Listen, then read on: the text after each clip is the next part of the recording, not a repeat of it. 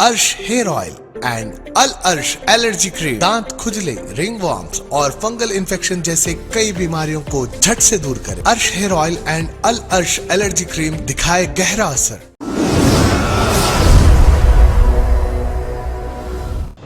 आप सभी का स्वागत है सच न्यूज में। आइए जानते हैं उत्तर प्रदेश और देश की राजधानी से कुछ खास खबरें। गाजियाबाद के संजय नगर सेक्टर 23 के northern India textile research association यानी नेट्रा कैंपस में बुधवार के दिन उस वक्त हड़कंप मच गया जब 6 बच्चे एक साथ बीमार हो गए और जिसके चलते उन्हें हॉस्पिटल में एडमिट करवाना पड़ा है। सभी स्टूडेंट्स को सर्वोदय हॉस्पिटल में एडमिट करवाया गया है और जानकारी के अनुसार बीमार स्टूडेंट्स ने बेचैनी यानी एंजाइटी की शिकायत की थी, जिसके बाद उन्हें इलाज के लिए लाया गया। तो वहीं इस पूरे मामले के बाद हॉस्पिटल के बाहर जमा स्टूडेंट्स ने हॉस्टल में खराब खाना परोसे जाने की बात कही है और उनका कहना है कि काफी समय से उन्हें खराब खाना दिया जा रहा है।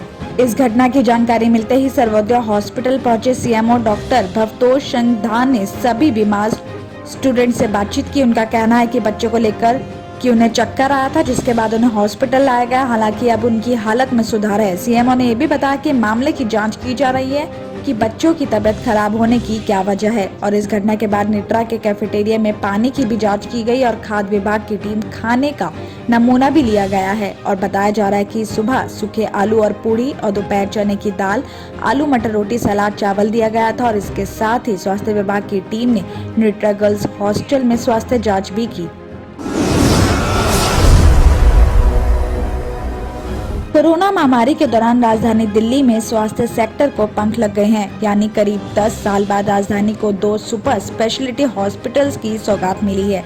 तो वहीं हॉस्पिटल में बेड, वेंटिलेटर, आईसीयू के साथ साथ तकनीक का इस्तेमाल भी बढ़ा है।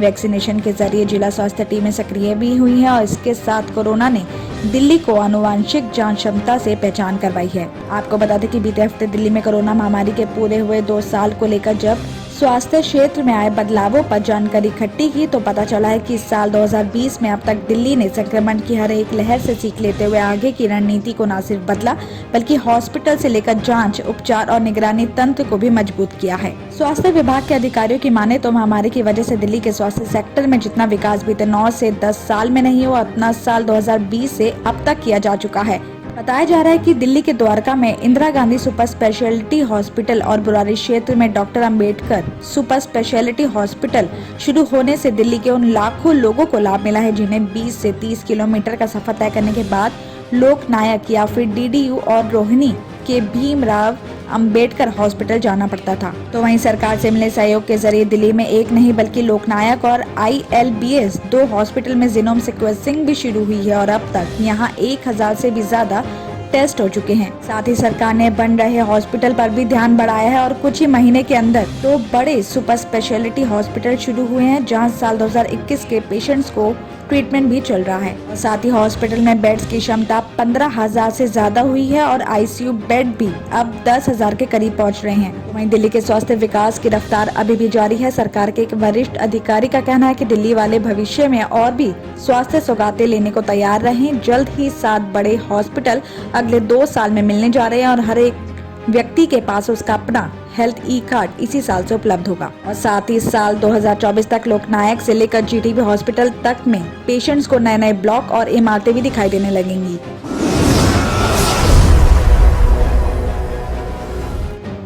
राजधानी में मौसम का पारा चढ़ते ही आग लगने की घटनाएं बढ़ना शुरू हो गई है। बाहरी उत्तरी दिल्ली के बवाना इंडस्ट्रियल एरिया में मंगलवार सुबह 2 अलग अलग फैक्ट्री में आग लग गई। बताया जा रहा है कि मंगलवार सुबह करीब 7:45 बजे खबर मिली कि बवाना इंडस्ट्रियल एरिया के सेक्टर 5 I-55 की फैक्ट्री में आग लग गई है और खबर मिलते ही पुलिस के अलावा दमकल की दर्जन भर गाड़ियों को भेजा गया। आग ने भयानक रूप धारण किया तो करीब 30 गाड़ियों को बचाव कार्य में लगाया गया। तो यहाँ प्लास्टिक दाना बनाने की 4 मंजिला फैक्ट्री में आग लगी थी तो आग पर काबू पाया जाता, लेकिन कुछ ही देर बाद आग दोबारा भड़क जाती। तब दमकल विभाग के बड़े अधिकारी भी वहां पहुंचे। दमकल विभाग के निदेशक अदूप गर्ग ने बताया कि हालात पर काबू पाने के लिए ड्रोन की भी मदद ली गई और फैक्ट्री की छत को अवैध रूप से टीन शेड से कवर किया गया था। इसकी वजह से रह आग भड़क रही थी और बाद में हाइड्रोलिक क्रेन गाड़ियों की मदद से देर शाम पर आग पर काबू पाया गया और मौके पर आधा दर्जन से ज्यादा गाड़ियां कूलिंग के काम में जुटी थी।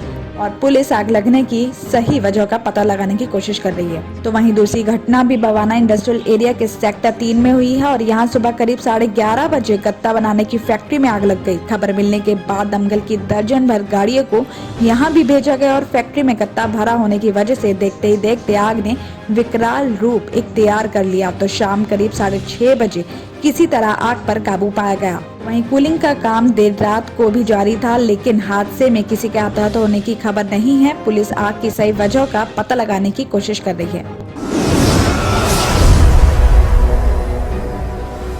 अंतर्राष्ट्रीय महिला दिवस के मौके पर मुख्यमंत्री अरविंद केजरीवाल ने 64 लोगों को अवार्ड देकर सम्मानित किए हैं और ये सभी देश की महिलाओं के हितों के लिए काम कर रहे हैं और भारत का नाम रोशन कर रहे हैं।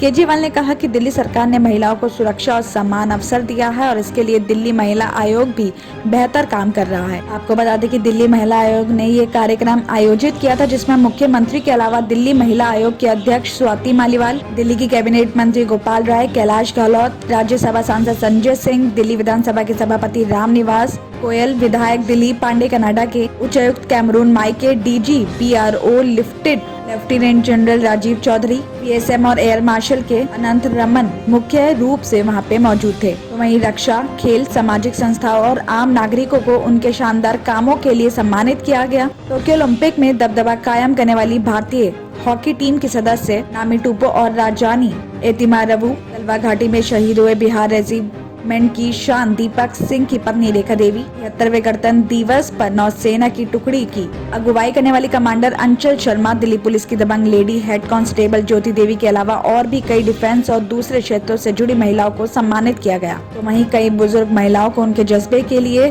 पुरस्कृत किया गया, जिसमें 81 साल की राम बेटी और 89 साल की शांताबाई देवी भी शामिल थे।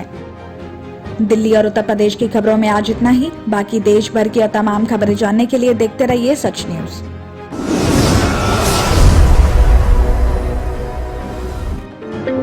क्या आप भी परेशान हैं अपने स्किन इन्फेक्शंस और अपने बालों को लेकर? तो आपके लिए बड़ी खुशखबरी, अर्श हेयर ऑयल एंड अल अर्श एलर्जी क्रीम ये अपना असर दिखाए सिर्फ 3 दिनों में। दांत खुजले, रिंगवॉर्म्स और फंगल इन्फेक्शन जैसे कई बीमारियों को झट से दूर करे। Hair oil dandruff, hair fall जैसे प्रॉब्लम्स को दूर करे और दे काले घने खूबसूरत बाल।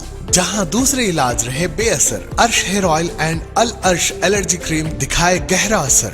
मजीद मालूमात के लिए अभी कॉल करें 7095661743, 8074667316 या फिर 9381328844। हमारा पता है बहादुरपुरा एक्स रोड, अल अर्श medical hall, beside Akbar Hussain hospital, available at Amazon and Flipkart। याद रखें, स्किन और हेयर प्रॉब्लम का इलाज अल अर्श एलर्जी क्रीम एंड अर्श हेयर ऑयल एक बार जरूर इस्तेमाल करें।